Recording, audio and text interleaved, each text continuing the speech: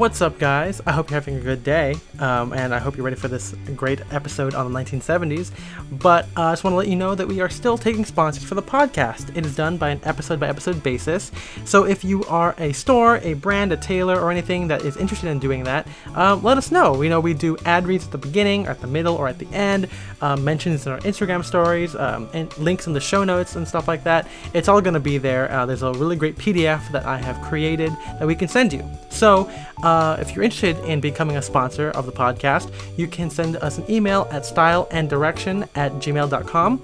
You can send it to us on Instagram. You can do it to me personally on Instagram or Spencer. There's a lot of ways you can get in contact with us. So if you're interested in that, let us know. So let's get on with the episode and hope you're ready to get groovy with the 70s.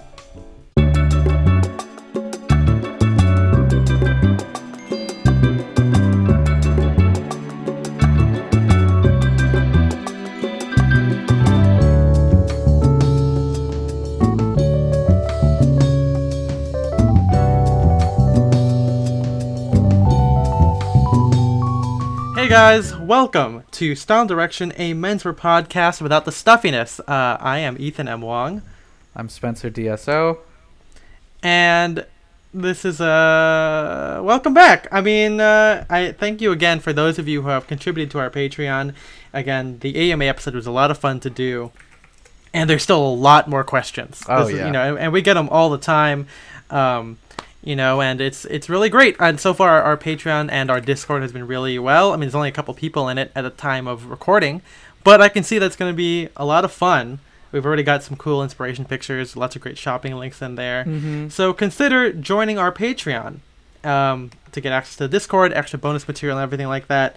And for the month of June, I know this is coming out mid-June, but I'm announcing it on Instagram beforehand, that all of our Patreon contributions will be donated directly to, I don't know what's an overall term I can call it. We're gonna be donating it to organizations that are like on the ground. We're probably gonna do local, so like Los Angeles. That I think this is how we worded it in our show notes for the last episode, fighting police brutality. Yes. Yep. So, I mean, we are recording this on the 3rd, and I mean, it's June 3rd. The country there have been nationwide protests every night for like over a week at this point. That's right. Yeah. People are being arrested for protesting. And so that we're doing something on the Twitch, as long as everything, this is all going on. We're going to be collecting donations there. This is probably going to be like an ongoing process of how sophisticated this is. Like this is, I mean, we don't have much experience in this realm, so we're trying to figure it out. But it's like, I don't know. I think we're both just trying to. This feels right. Like doing our part. I mean, again, it's still quarantine right now. I'm unable to work officially. But this is one of the avenues that we just started, and it, of course the timing is bad. I mean, we planned this a long time ago, and so straight up, like a couple of months ago, like we've been planning this for a long time. Yeah, launching a Patreon, taking the steps to do it, and with everything that's going on, it feels right to do basically the most of our efforts right now in quarantine and put them towards something important. Because again, if you guys are surprised that we're doing this, you guys don't really follow us. It's kind of, I mean, it's like I don't post politics on Instagram much, but if you want to see my politics, follow me on Twitter, I guess. Yeah, and for me, I don't really use Twitter, but I post my politics on Instagram like all the time, and every once in a while someone's like, whoa, I didn't realize this was a political. I'm like, bro, how have you not, like, I don't understand this. I had a guy recently who messaged me saying like, yeah, I think that you've always been like this. I'm like, I know. And he was just like, just commending it for staying true to it, because there's a lot of performative stuff out there, but I think that's important that we all use our platforms to the best of our ability. If you're able to donate, go ahead and donate. If you're if you have the body and to protest, which is not made for everybody. If you got a rockin' bod. Yeah, which our friend Young Chomsky does. Yeah. Did you see he was arrested yesterday and broke out of a police van? I did not. I didn't know that part of it, but he tweeted it. Oh, well, I don't really use my Twitter as much, but I surmise as much that, he said he was going to go to a sit-down thing, and then, like, 5 hours later, it was, like, the shot of outside of, like, a police headquarters or something, and I'm like, okay, so I'm assuming he either got out or he had done something. So, anyway, that is the most we're going to do. Again, all of our links will be in the show notes for this one and in the AMA episode. We're going to have stuff on our Twitch. In the show note, in the description for this episode, there's lots of ways to kind of get involved. And again, you can message me, Spencer, message Style Direction directly for more information on that. I was going to say back to regularly scheduled programming, but that's a bad thing to say. But for your menswear content, I guess, today we're going to be talking about the 1970s. Now, if you have watched our stream, on Twitch, there are like 54 or 57 of you guys who are subscribed to our Twitch. Oh yeah, since we recorded last episode, I think I Babe Ruth called my shot and said that before the next episode is recorded, we will have made affiliate, and that came true. We are now affiliate. So thanks to everyone who followed us. It's been really fun. The conversations. I mean, we had one really deep one about confidence and mental health when dressing up, and it was really great. If you guys want to read, I think it should still be available when this episode comes out at press time. But it was one of our. What the heck? Oh, I just got a LA Sheriff's Department. Okay, so curfew has now been moved to 10 p.m. tonight. Okay. So from 9 p.m. It used to be 9, yeah. It used to be 9, yeah. Little local news in the past for you, because again, you're watching this 2 you're weeks. Listening to this. You're listening to it in the future, at least compared to when we recorded it. But yeah, if you were watching our streams, which we do every Wednesday and Saturday night so far, one of the topics was 1970s, and it's a really fun thing because it is a style of dress, or a decade of dress, menswear, whatever you want to call it, vintage style, that has a weird taste in a lot of people's mouths. Yeah, it's definitely something that it's had a reputation for the last couple. I don't know. It's had a reputation for a long time of being this completely bad, unforgivable decade in terms of aesthetics. When people talk about when was fashion at its worst, there's a lot of people who will point to the 70s. Oh yeah, I mean, and they're not wrong. When you look at some of the jumpsuit stuff, a lot of the polyester stuff that you would see in Sears catalogs or whatever. I don't know if Sears is the best 1970s reference to use, but hey, they did. They had. They did, but it's you see the magazine illustrations or whatever, and there's a lot of bad stuff that came out of the 70s. Yeah, and of course, all we can remember is Saturday Night Fever, a lot of the stuff that when people kind of look to the past about a bad mode of dress in pop culture, disco and everything, it's all there. It's kind of this era of just sartorial debauchery, I guess. But here's the thing, there's a garbage truck going out my door. It's garbage day. Garbage day. Garbage day. I remember when I saw that video for the first time, I cried laughing. It was the best video. Is garbage I don't know the demographics of our podcast, but do people still know about Garbage Day, or is that you had to be there kind of thing? I only know it because someone had started a thread in Mabimbam of the worst or the best worst line deliveries, and me and Scott were watching it late night, and we just went through, and when we got to Garbage Day, we just put it on repeat because we were just crying laughing. I was talking to a younger person on campus. They were 4 years younger than me. I think they were 18 or 19. And I mentioned Rage comics, and they had no idea what that was. Oh my god. Yeah, right? We're old as hell. I know. What was I saying? Oh, no. Okay, well, here's what I was going to say. It's people make fun of fucking Saturday Night Fever. You know what? White 3-piece suit with black shirt. That's sick as hell. That is so cool. Yeah, it is. Yeah, right? It's funny because, the reason why I'm bringing it up today is because I've noticed this kind of trend of looking to the past, we've gotten through the whole, 60s Mad Men era. We've gotten past the whole Gatsby revival, and now we're starting to get into like the 70s, and it kind of makes sense when you consider everything else going on. I mean, again, this could just be classic Ethan extrapolating menswear to being, all encompassing, but I feel like, again, we're entering like, a gritty time of protesting, a kind of idealization of like the old New York kind of stuff, lots of hipster whatever. There's a lot of 70s stuff in that, which is, one of the original times where that all happened. And so we're kind of, returning to that, not just in the vibe, but in overall aesthetics and everything. But before we get into that, I just want to talk about, how I became to view the 70s. So, as many of you know, Spencer and I got started on our menswear journey with specifically vintage menswear. And a lot of what we learned was not from Bruce Boyer. It wasn't from reading Alan Flusser or anything. And once again, we're collecting golden era vintage menswear. So yes, like 20s through 40s generally. Yes, and handling that stuff in person and seeing other people was a big way of us learning not just how things look, but like the feeling, the fabric, how to differentiate eras and everything, stuff like that. Yeah, exactly. It was the best way.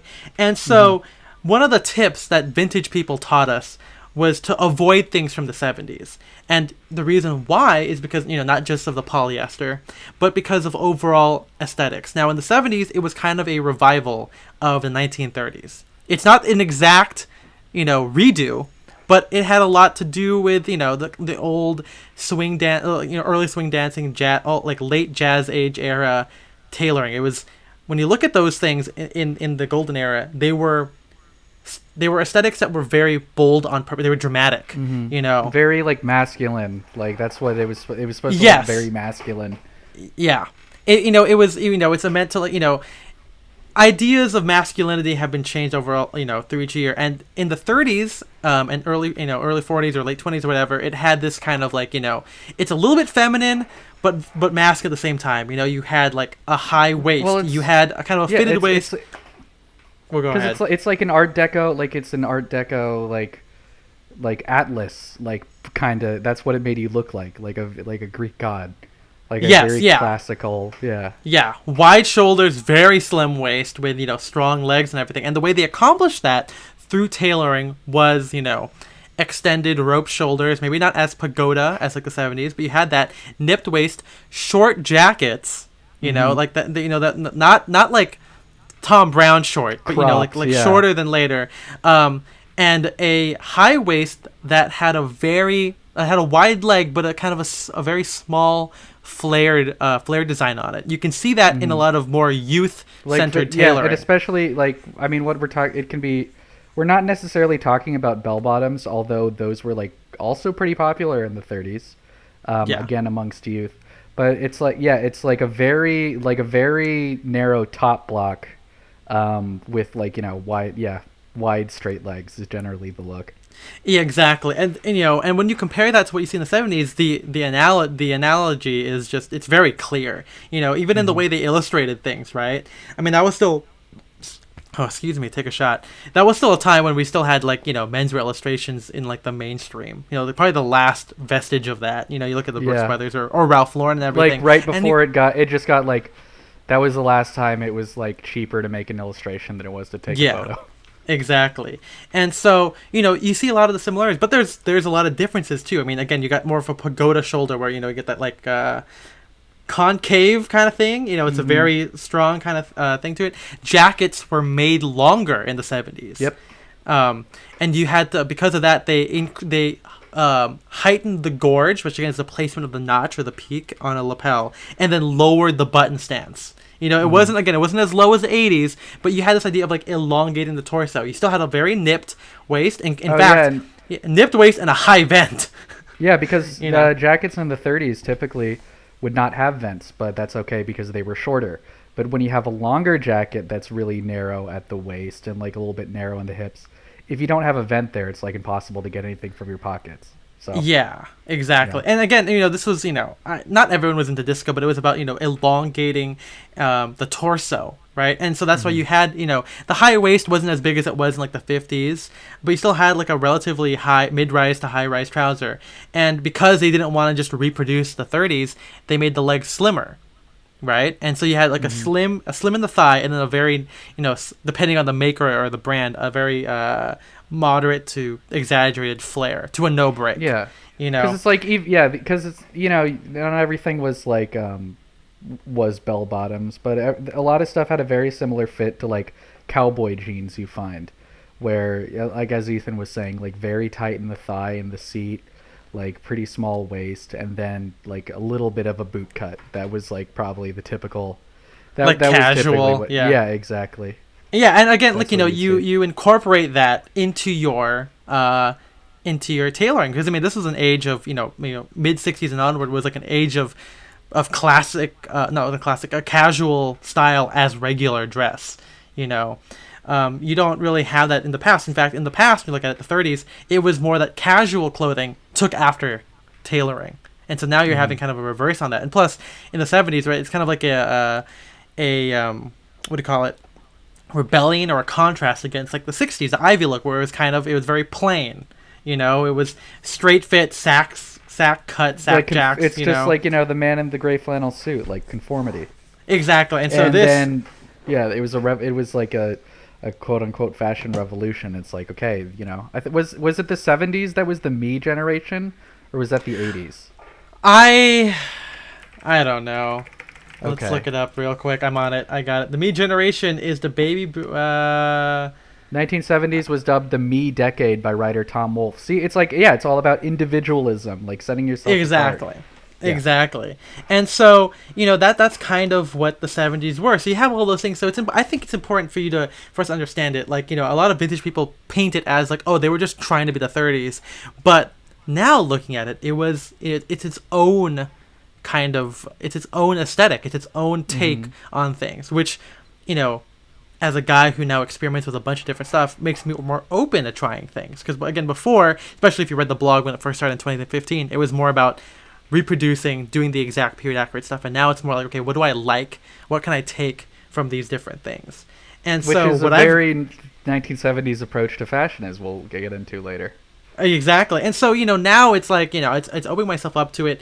And it's really sexy and cool, which, again, is a contrast against, again, the man in the gray flannel suit. It wasn't about being corporate, about being Ivy. It was now like, how do we turn tailoring into this sexy expression of a sexy way of doing self-expression, which is why you saw a lot of, rock star celebrities wearing these suits. And the way they did it, just not even like in the cut of the suit, but like how they put those suits on, it didn't look like the old glamour shots of like, from like the 20s to the 60s. It was like these like relaxed dudes, showing their chest, very. And I mean, there were some huge slim fit shirts. It's like, from what I mean, maybe I'm wrong on this, but I've like, from what I've seen, up until like the 70s, dress shirts for men were all like very blousy, like a lot. Like there was not like an option for like a slim fit dress shirt. Oh yeah, look at like my shorts article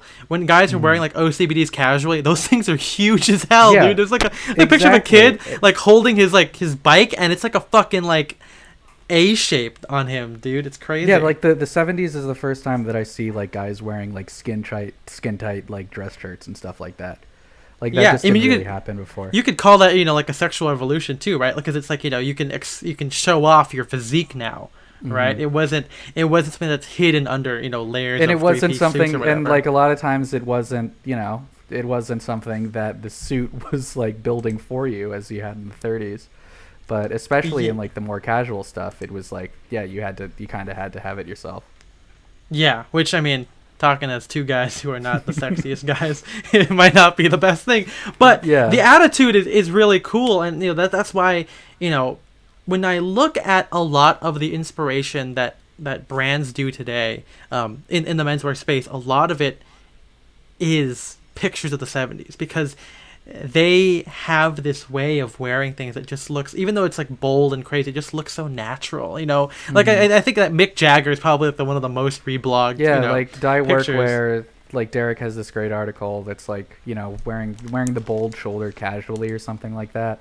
That's all about like, like Tommy Nutter and all these new tailors that came into Savile Row in the 60s and 70s that were inventing these crazy bold outfits. But like you were saying, the people that wore them, like, you know, the Rolling Stones, like David Bowie, whatever, Elton John, they still looked cool and relaxed when they were wearing these like incredibly like bold structured suits.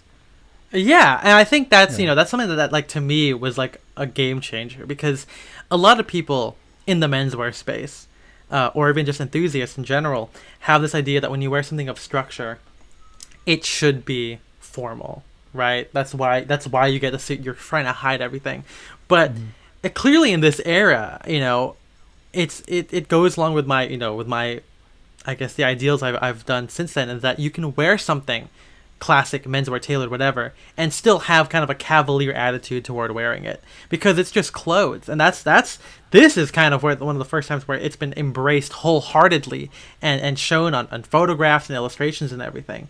I think when you look at like the golden era, those guys clearly liked what they were wearing, but a lot of the people that the photographs you have are kind of like regular dudes who are wearing it slouchy because that's all they had. But now you have like this kind of like breadth of boldness where you can embrace it, and I think that's what's so cool. And if you guys haven't, you guys should listen to the Blammo episode with Edward Sexton, where the man himself talks to Jeremy Kirkland about how he came about and how he split off from Tommy Nutter, because Edward Sexton was like, this is a little too crazy for me, And it's kind of funny now because Edward Sexton, who's been on the row for I don't know how long, like 60 years now or something? Yeah, crazy. No, that's crazy amount of almost 60 like years. 50 or 60 years. Yeah. I mean, he now I think represents the kind of wild, not really wild, but bold tailoring.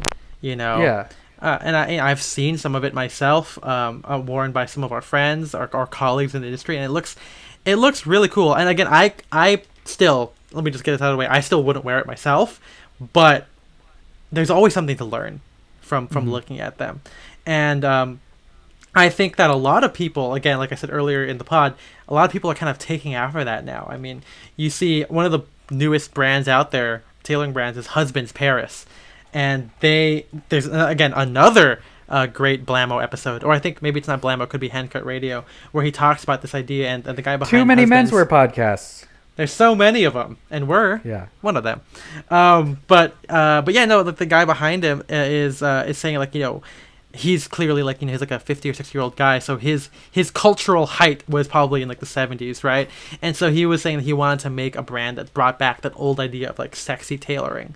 And you look at his Instagram and he's like done, like it looks so cool. Like it has like the flash pictures, very like the kind of 70s glamour, film photography kind of snapshot kind of look, and it's like strong shouldered suits with like black Chelsea boots and everything, and I think that's fucking dope. Yeah, because you don't really see that. Are there so I mean we talk about this coming back, are there more brands like this popping up, or is this? Well, I think it's I think it's coming up a little bit. I mean, I remember a couple of times when someone would ask me where to get the Edward Sexton look, and again, because I'm not one of those influencer writers, whatever you want to call it, that's always on the lookout for like the newest thing. I kind of just let things happen to me, or like let things happen to you. Jesus, that's gonna be a bad soundbite. Well, I discover brands on my own organically, and so there was a brand that I think takes after Edward Sexton. It's more of like a kind of like what's that London brand that's like a repro thing? Thomas Farthing, yeah. But I think that most brands that do that tend to have like more of like a redo of like 1920s, early 30s kind of, or 1910s like look. Way more like heritage, very old school stuff. But the again, the cut is very similar, So these brands, the ones I'm naming, like Husbands, Edward Sexton, are the only ones I can think of that. Excuse me, take another shot, guys. That are consciously taking the silhouettes and styling them in a way that is reminiscent of like the rock and roll sexy era of the 70s. Maximilian Mogg, I think, again, another we're in quarantine, I was listening to podcasts, but he did an interview with Jeremy Kirkland, and he even said he's an interesting guy because when you look at his Instagram feed, it is a mix of like 40s and 70s, and it clearly shows in how he styles it. You know, like there are very similarities between the aesthetics. You know, wide peak lapels, wide set buttons, but then he'll wear like, you know, his trousers may not be as flared, but he'll wear it with like a Chelsea boot, or he'll do it with like a more 70s take on a spear point collar or something like that, and that gets that kind of vibe across. Because again, to me, I can see all these things that are interconnected or exude other eras without being overt. You know, Maximilian Moggs, like our age, he didn't grow up in the 70s, but he clearly likes those things, you know. And Alex Vetkovich is also our age too, which I did not know, because Alex Vetkovich has this kind of vibe where he seems very established. I mean, he's worked with like the Rake, I just assumed he's like an older dude, but you know, you look at him and he's always had this kind of like love of the 30s, but also a love of the 70s or late 60s thing. You know, there's a great image of him wearing like an Edward Sexton suit with what I think is like a denim eyelet collar shirt and like a Drake's rep tie. It's fucking dope as hell. Yeah. And the thing is, when you look at all these brands, you know, the reason why it I can associate with it is because they're not doing it exactly like the 70s. You know, they're not wearing like a mustard or a vibrant yellow shirt with like a crazy thick tie. You know, you're not seeing like, you know, crazy ass pattern jackets and whatever. Yeah, what I was going to say is like so much of like what we consider like classic, timeless, you know, menswear, it takes a lot of the same ideas as like some of the more conservative like 70s looks. Oh, like, yeah. Not like the, you know, like the big, bold, like plaid stuff, but like we have a picture of like David Letterman in the article wearing a gray three-piece suit. And it's, you know, like the tie, the shirt, everything. It's like update a couple of the details, like change the shape of the collar on the shirt, like maybe change the lapels on the jacket. And it's like, yeah, that guy could have gotten everything from like fucking like the Armory or whatever. Yeah. And, you know, you look at all this stuff and it's kind of like, you realize people have done a disservice to the era, you know. It's kind of like how we all hate the 90s. I mean, I'm sure that forever we'll hate the 90s, but clearly when we look at like what the youth people are wearing like on TikTok or whatever, they're pulling stuff from the 90s that looks fucking good, you know. It's just kind of like, you know, these people are seeing the regular stuff, and all we can remember are the bad. All we can remember are the fucking collars with the collar stays permanently inside or whatever. We're seeing the wide, thick interlined neckties. You know, we're seeing, you know, exaggerated bell bottoms or really low button stances or whatever. But there's a lot of like regular. I mean, you know, when you look at 70s Ivy, it's very close to 60s Ivy. I mean, all you got to do is make the sack jacket longer, you widen the lapel a little bit, maybe drop the button stance, and like that's it. You know, and you had a bigger pocket flap. That's something bigger I don't think you talked about. That's pocket flaps I got forgot huge. about that. That's not even that notable. It's just like sometimes I see like a sport coat from the 70s and I look at those flaps. I'm like, damn. Yeah, big and flaps. You know, to go back too, as well as like, you know, when people in the menswear space will talk about like bold houndstooth jackets, it's always fun to see the lens people have, because a lot of people will be like, oh, this is very 70s. But to me, as a guy who grew up in the 30s, not in the 30s, but during the 30s, those bold houndstooth stuff are like worn by like Fred Astaire or Jimmy Stewart, you know. But to them, it's like they saw like these, you know, those old conservative pictures of like Ivy dudes in the 70s wearing very similar things, right? I mean, to some people, a wide lapel is a wide lapel. They don't care. But to me, as a guy who, you know, categorizes all these eras in my head, it's interesting to see that the 70s are what people latch onto. And again, clearly, it's just those pictures that evoke that, you know, that like kind of desire to return to like a vintage style. And because I mean, it makes sense that that's like what people kind of like latch onto, is because it's like, you know, as we said before, the 30s just took a lot of the really like the ideas from, or the 70s took a lot of ideas from 30s menswear and just kind of like modernized it a little bit. This is like our more modern version of the 30s. Just like the way we view the 20s is actually like, you know, a bastardization of how people in the 50s thought of the 20s. Right, exactly. And so, you know, before we get on to more stuff, I think it's cool to kind of close the thing on tailoring here. And by that I mean, when you look at these people like Edward Sexton, these guys, husbands who are doing like a modern take on like the 70s, they're doing it with a contemporary sensibility. You know, like they've become smart, and like they're not doing like orange suits. You know, they're not doing it in polyester, shiny polyester or whatever, with like a lot of swelled edges or like crazy pick stitching. It's done with, you know, at least in this case, like a European or an English conservative aesthetic, which is why you see Edward Sexton himself or Alex Vetkovich wearing like a navy worsted or like a dark gray pinstripe, but with those exaggerated or the 70s-esque proportions, and it looks more attractive. You know, I think that's what's important here, is that, you know, we're not saying that you have to or that I like all the stuff in the 70s, but it's about, you know, taking those things. There's a lot of stuff in the 30s I don't wear. I don't like wearing 30s structured stuff, even though I grew up wearing and collecting those stuff. I mean, I always didn't like it, but putting it, you know, in that kind of new era and seeing it now without polyester, but nowadays I think that menswear doesn't really use polyester as much anymore, unless you're into tech wear. That's a wholly different thing. Seeing it done in like flannels, cottons, you know, not super silky wools, but, you know, something with drape in it, it makes the ideas a lot more palatable.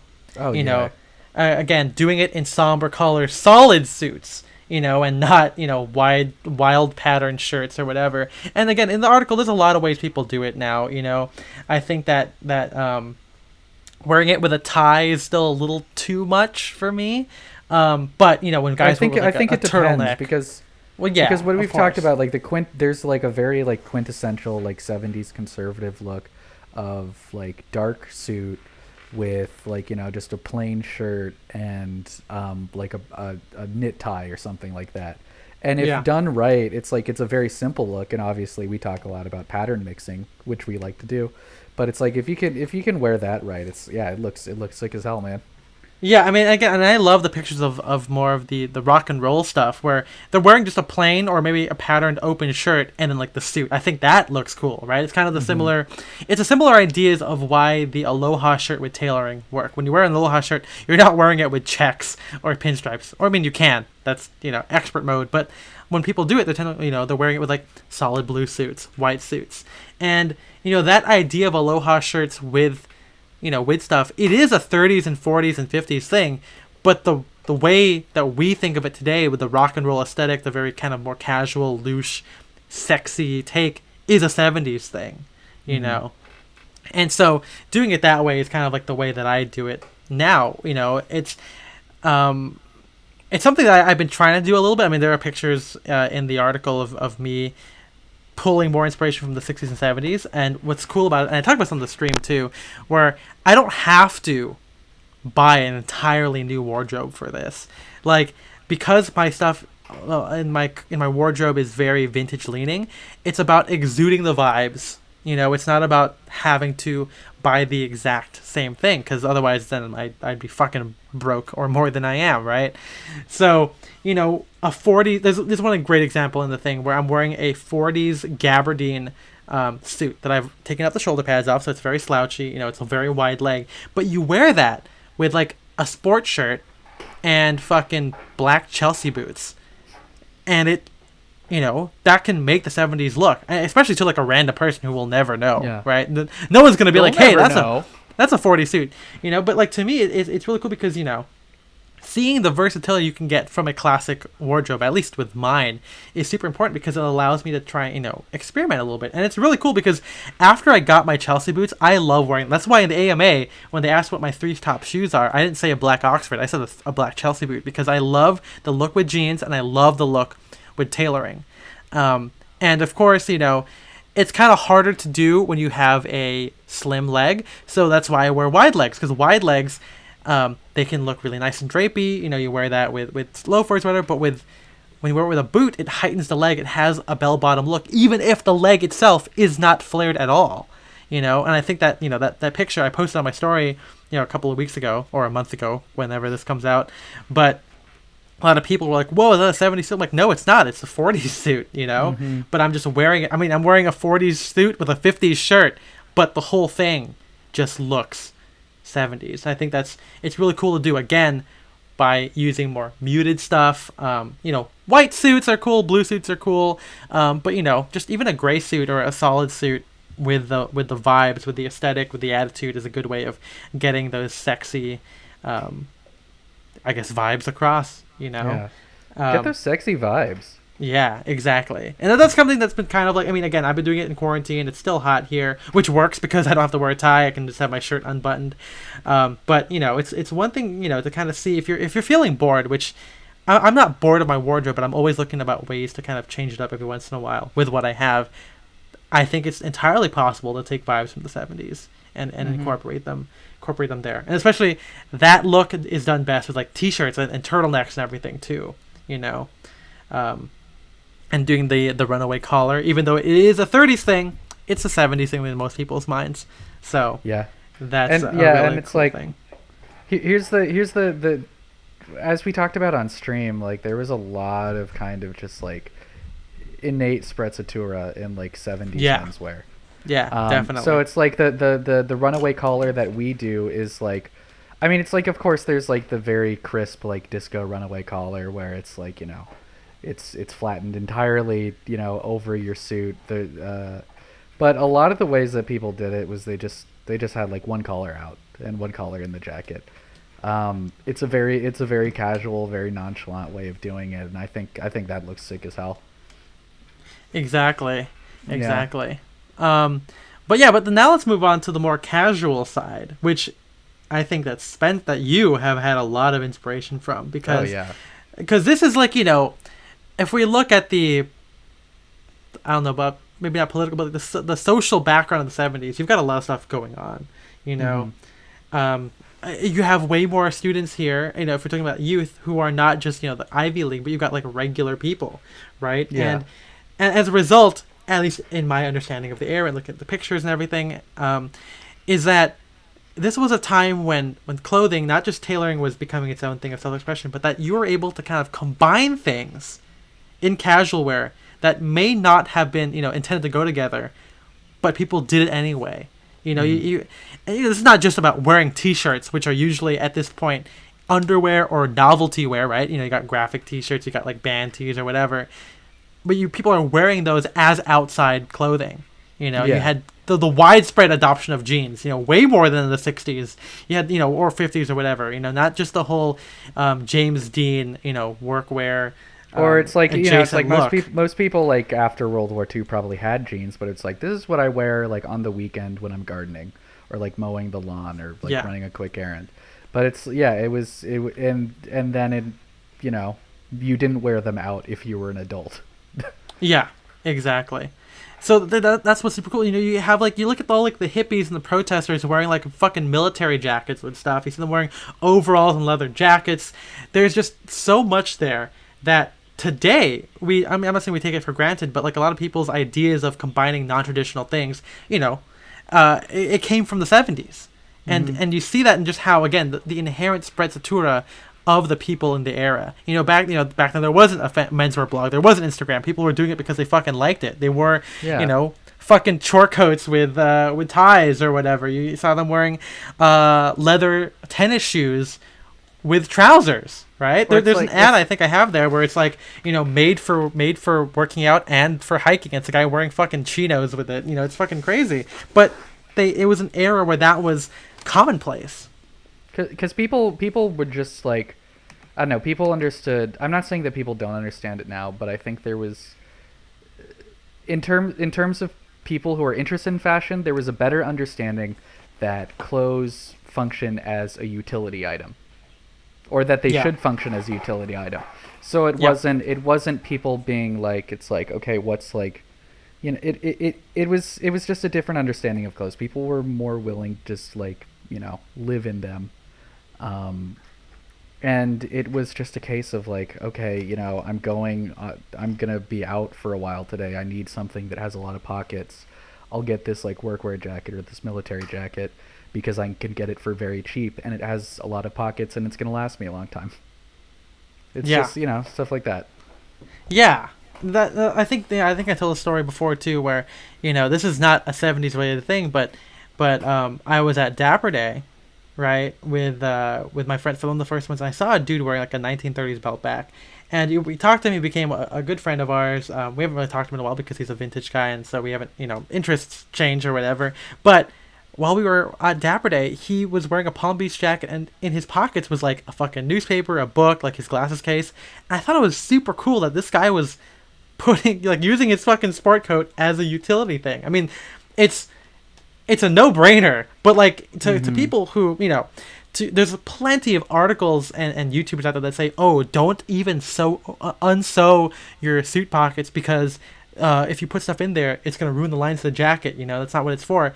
But clearly, when you look at these pictures, not just in the 70s, but all around, people did that, and that's kind of like the vibe that casual wear has. It was, like Spencer said, it was utilitarian. And again, the way they carried it just makes it look stylish inherently. And we have that idea now, I mean, now again, it's a bit more performative. It's more for like, oh, check it out, I'm wearing a trucker jacket with my suit trousers. Yeah, that's cool. But back then, people just wore a trucker jacket because that's what they had, and they wore it with like trousers or whatever.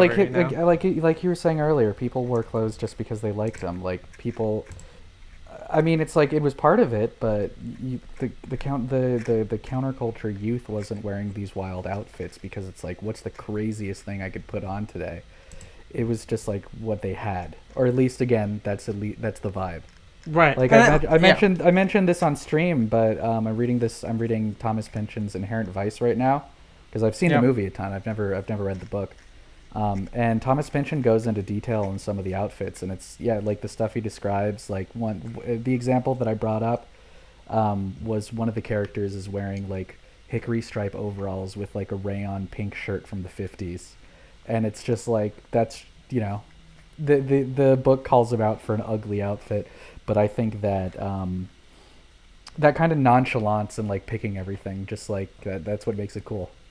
Yeah, and again, also in this era, you're having the rise of like designers and everything, and one way to kind of again be countercultural to that idea of designers and brands was to just fucking wear whatever.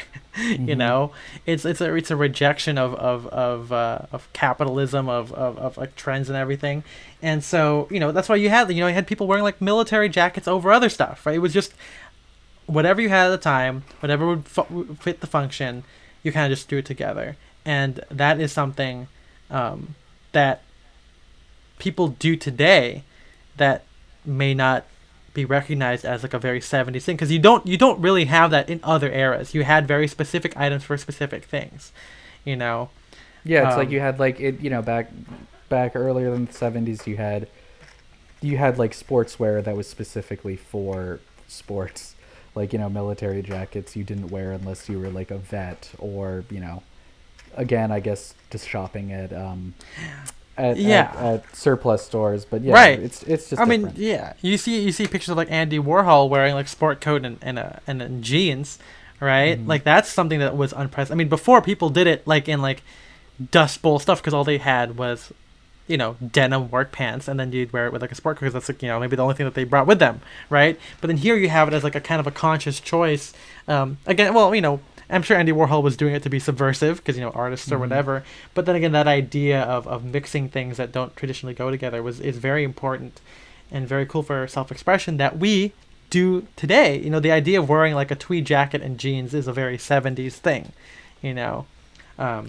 And again, a lot of like the more rugged style, not just in casual wear, but in tailoring too. Like corduroy suits with like chambray shirts. That's a 70s thing, But to go back to the casual stuff, a lot of workwear inspiration today and the styling of it comes from the 70s.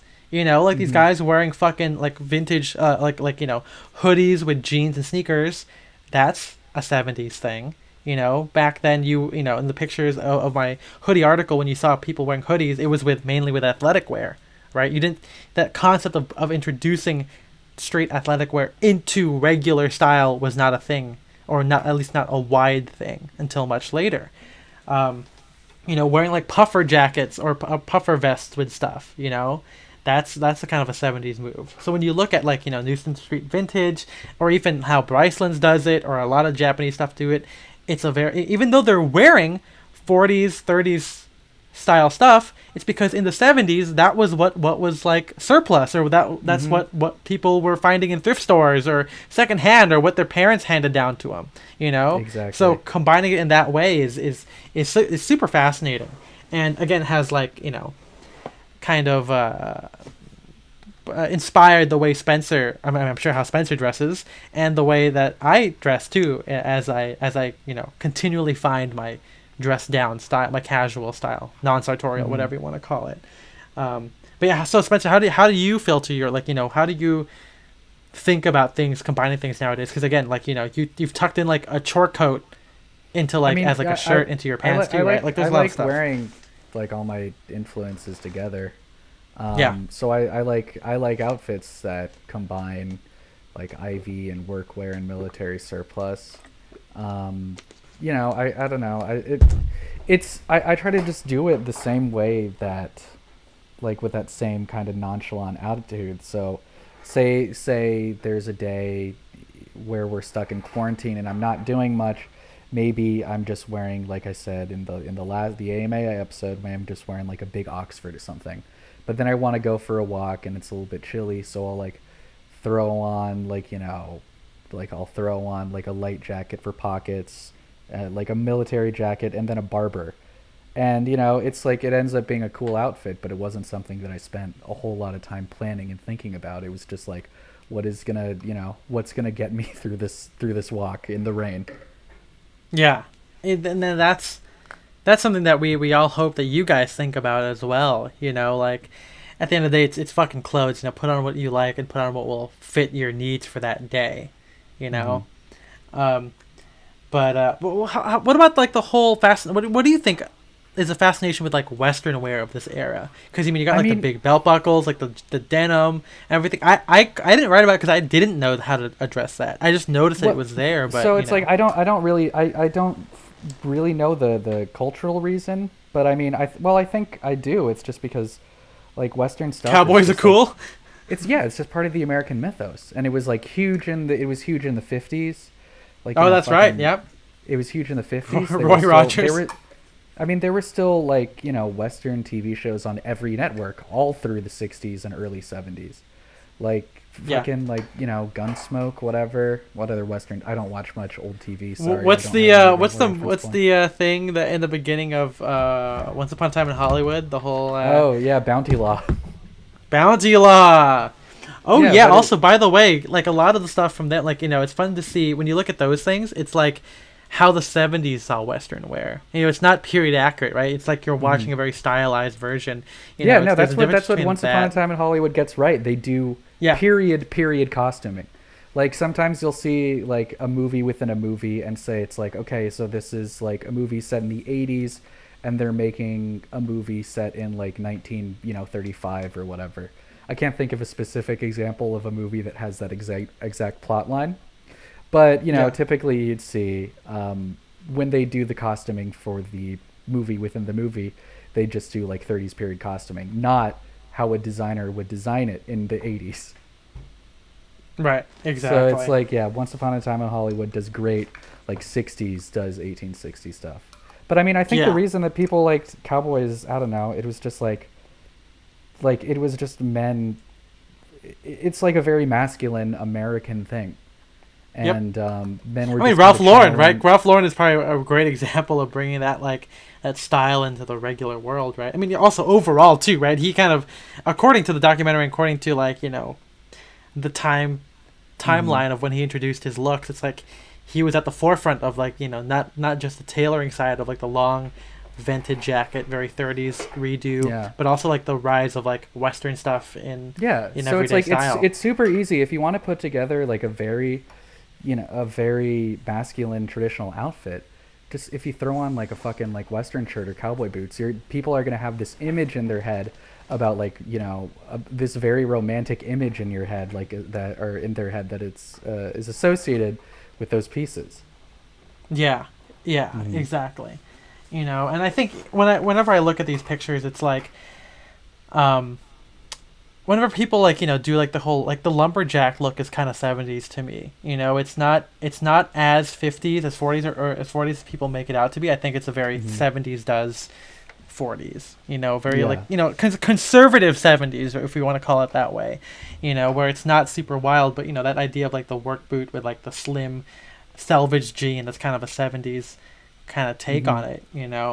I mean, the way I do it now is kind of similar to Spencer. I mean, mine's a bit more dressy because again, I'm more of a tailored enthusiast, and I also like minimal, flowy Japanese style. But I do like gradually getting the idea of like denim on denim with a pair of boots. I have now a Western belt that I got on eBay for like $30. And it's fucking dope. It's really cool, and wearing it that with like a leather jacket, Chelsea boots, is just, it's so cool. I think there are two ways to do casual for 70s. There's that kind of like the slick SLP-esque kind of thing where you wear like it's like rocker but not with a suit. I think my friend Warp does it really well. I linked those pictures in there where he wears like a leather jacket, button-up shirt with like the runaway collar with like slim black or slim selvage or blue jeans with Chelsea boots. I think that's a great way of getting that 70s vibe across.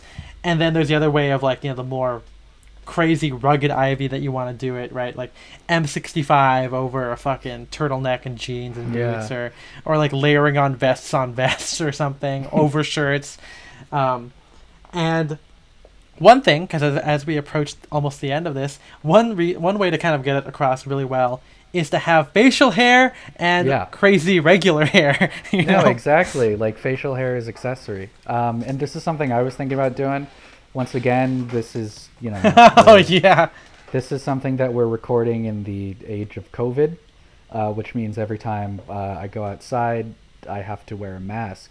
And as someone who sports a full beard, I have to keep it very short in order to be comfortable with the mask. So I thought about like going with like just a mustache or like some like, or like, I don't know, like mutton chops, but I was like, okay, how do I do mutton chops not in like a 19th century dandy way, but like a cool like 70s Doc Sportello. Yeah, Doc Sportello. But then I realized if I did that, like I would probably end up just looking like Ehrlich from Silicon Valley. So I'm not currently sporting any wild facial hair. I think that like wild facial hair is pretty difficult to pull off.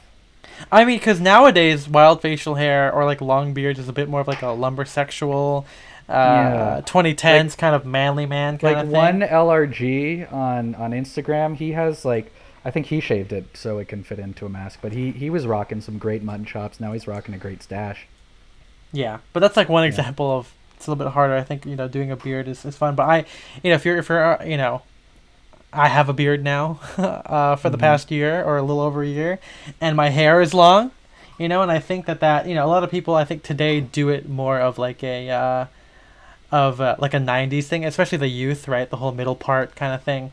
But the vibe I always want to do is like the late 60s, early 70s kind of like artist look, which, it's what appeals to me. Again, when you look at the era of those times, you have, pictures of like David Hockney looking I mean, he doesn't have a beard or crazy hair, but like the kind of disheveled look to it that's just super cool. I mean, also, in general, David Hockney is a good example of like combining stuff from Americana or Ivy, trad, whatever, and making it work in a very slouchy sprezzatura a vibe, that's different than, I don't know, looking at like a composer from the 20s. It's a very different type of look, And it's great. It definitely helps if you do that. We've been talking about like wild looks all day, but it's like going back to the more casual stuff, like, in here we have pictures of Robert De Niro in Taxi Driver. His outfits in there are all still pretty simple and like very wearable. Like he's just got like Western Sawtooths with like jeans and like a tanker jacket. Like that still looks great. Yep. Yeah. I mean, again, it depends on how you guys look at the stuff. And my point with sharing this and writing the whole article is that it's kind of like my journey of learning that you can take inspiration from anywhere. And I think that's been like a theme across every podcast episode, every interview we do or whatever, every blog post, every outfit we wear. But with the 70s, it's definitely an era that people are very averse to. And it's like people have strong opinions about it. And they're not wrong. They're not wrong, but like, being in an era now where we have the ability to pick and choose what vintage we wear, the materials, if we're going to make it new, it provides you with a better basis of doing the look and being inspired. I'm not going to say that to wear like a 70s polyester suit, but if you wear like a gabardine twill suit where the smoothness of gabardine or a twill, or even if you want to go like with a straight worsted, it can exude the smoothness of a polyester suit. Instead of doing like a poly cotton blend sawtooth, you could get a denim sawtooth and get more of a rugged feel to it, and it'll feel better and it'll look better, and you can still wear that with jeans and it'll still look kind of 70s or whatever. And then like Bryceland's, I don't know if they're still making them, but they were making those Madras Sawtooth shirts, which I mean, that was the first time I've seen like those outside of like vintage stuff. And I'm wearing one right now. I wear this shirt all the time because it's like so lightweight, so comfortable, and I just love the pattern on it. But like our friend Andy just got a couple of true vintage 70s Sawtooths, and he's been good, can get some great wear out of those. Yeah, and of course you can wear those with like tailoring if you want to. Wear them with like a knit tie. That's fucking cool as hell. And it's like it's less rugged than the denim one. Like it could just be, oh look, this guy's wearing a plaid shirt. Wait a minute, are those pearl snaps? That's what people are going to say when they see you. Yeah, and they will. You can hold us to it. Yeah. But yeah, I mean, it's been kind of fun to kind of I've been doing it for a little bit. Of course, Spencer's been doing it for a longer time than I have. But being able to write out the whole thing, if you guys please read the essay on the blog, because it's like 8,000 words, but it's it's a good written thing, I guess. I can't think of the word, but a good written thing of how I approach this and how I've incorporated it, because it's kind of I always like to think of myself as like proof that you can wear weird things. I've talked about that on the stream. The 70s taught me it was okay to be weird. Yeah. It's pretty good. But I mean that's kind of the whole point. And again, like looking back over it, it's kind of like, wow, a lot of the choices that we do, not just short coats casually with tailoring or something, but like like the turtleneck base layer, all 70s kind of stuff. The 70s brought back a lot of weird combinations that might have been referenced back in the 30s, 20s, 40s, whatever, but in a new way that made it even more disheveled, more accessible, more sprezzatura, more natural. And I mean, hey, I'm all for that, because that's basically the whole idea of the blog, right? Yeah. And of course, with tailoring too, right? It's a good return. Like if you don't like the way I do like slouchy, natural shouldered, whatever, it's a good way to be sexy with tailoring. I think if you wanted to do the whole look, I think that wearing a suit like H&M Tom Brown, like super skinny, it's not really cool. But with the 70s, slight flare, draped chest, but like still cut close a little bit, that's sexy. It's like it's an elegant sexy. It's an old school sexy, and I love doing. I mean, there's a lot of great pictures of me doing it there. I'm sure. It's a good way to look formal in like warm weather as well. Because again, you're probably not wearing a tie. And so, yeah, I mean, keep an eye out, because I feel like I'm going to be doing it more, hopefully when we're out of quarantine or going to events again, because unfortunately some places have closed, or there might, a lot of events have been canceled. But, I'm sure you guys will see me and Spencer doing these looks from now until we die. We're gonna hold ourselves to that too. Yeah. On our deathbed, we're gonna. Yeah. You can tell us if we held up our side of the deal, and if we didn't, you can pull the trigger. Jesus. That's right. We're inviting you, the fans, to kill us. That's right. Yeah. Oh man, but yeah, I think that'll do it for that. I mean, again, read the article. There's a lot of great stuff in there. Hopefully you guys have gained inspiration. I mean, also, even if you don't read it, there's a lot of great pictures that Spencer and I have found that are, just super great. I mean, just aesthetics and vibe. If we had a Tumblr, we would put those on Tumblr, even though that's where we got them originally for a lot of these things, And a lot of places use that as inspiration. I mean, you look at like Growing Blazers. Every time they post like a picture of a guy wearing a suit, it's like very 70s. Yeah. A little bit of 80s, but hey, we haven't embraced the 80s yet. Maybe in a couple of years, if we do that, there'll be another episode talking about that. You know? Hell yeah. Heck yeah. Well, yeah. Oh yeah, sorry. I mean, I'm a Christian. I've never sworn in my life, so you can hold me to that one too. Yeah, kill him if he swears. Yeah, there you go. pull the trigger. But yeah, I think that'll do it for this episode. Again, join us on our Twitch stream, Style and Direction on Twitch, or twitch.tv/Style and Direction. There's links fucking everywhere. You guys can watch a stream on Wednesday, on Saturday at 8 p.m. Any donations we get during that time, indefinitely. I don't know when we're going to stop it. Probably not soon, but if we get donations during that time, we will donate those directly to the protest funds and everything, the memorial funds and everything like that. Yeah, we're gonna try to we're gonna be transparent about this. Yes. So it's like, even though you, at least for the time being, you might be donating just one of our like personal Venmos. We promise that we are not keeping the money for ourselves. We will like post receipts or whatever. Yes, yeah, and if you do it, if you decide to Venmo it, put a little thing of like, this is for that, just so we know, or whatever. We're trying to do what good we can with, whatever. With the platform that we have. Exactly. Yeah. Like, we're lucky enough to have a couple thousand people who think that we're worth listening to. And if some of them were able to give to a good cause, I'd feel pretty good about that. Yeah. Again, that's why we do what we do, and also to help you get dressed. No, not get dressed, but to think about dressing up differently. Yeah. Again, for this month of June, our Patreon, we're going to be donating the proceeds completely, whatever we get from Patreon after the whole transaction thing, whatever comes out of it, that will also be going to the same funds and everything like that. And if we can't sell you on the Patreon, it's really great. I mean, people are in it already. Shopping links are good. Yeah, the Discord's popping off. As always, whenever we use the Discord to record the episodes, to do Twitch. And since, people have been talking since we've been recording. Yeah, exactly. We haven't been talking back since again, we're recording, but right now. Yeah, exactly. It's a small Discord so far, but it's looking like it might be an active one. Yes, and that is important again, because if we can entice you to join that way we can donate what you give to us to those things. That would be really great. And there's going to be, bonus content. We're going to be doing a bonus episode, which we won't tell you about because it's bonus, and you'll get it if you go on the Patreon. Oh, but also here's the thing: if you are a patron, you can. We'll have like polls, like what do you want us to talk about, stuff like that. That's right. Make suggestions, yeah.